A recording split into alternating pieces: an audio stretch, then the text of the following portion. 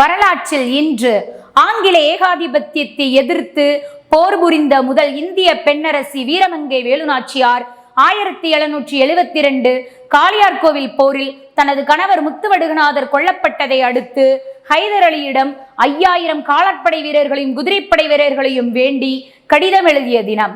1730ஆம் ஆண்டு ராமநாதபுரம் செல்லமுத்த சேதுபதியின் மகளாக பிறந்தவர் வேலுநாச்சியார்.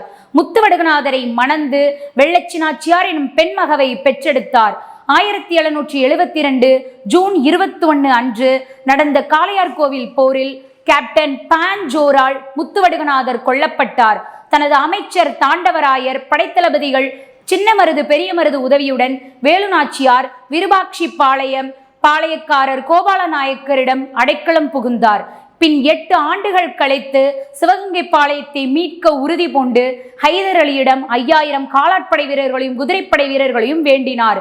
ஆங்கில தளவாடங்களை வேவு பார்க்க அனுப்பிய உடையாள் எனும் பெண்ணை ஆங்கிலேயர் நயவஞ்சகத்தால் கொன்றனர்.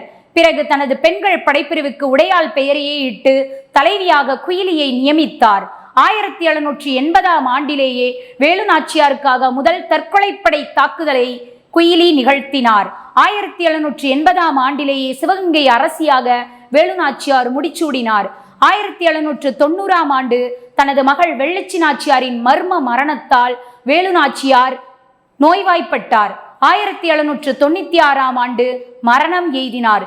இன்றும் தென்னிந்தியாவின் ஜான்சி ராணி என்ற பெருமைக்குரியவர் நம் வேலுநாச்சியார். நன்றி.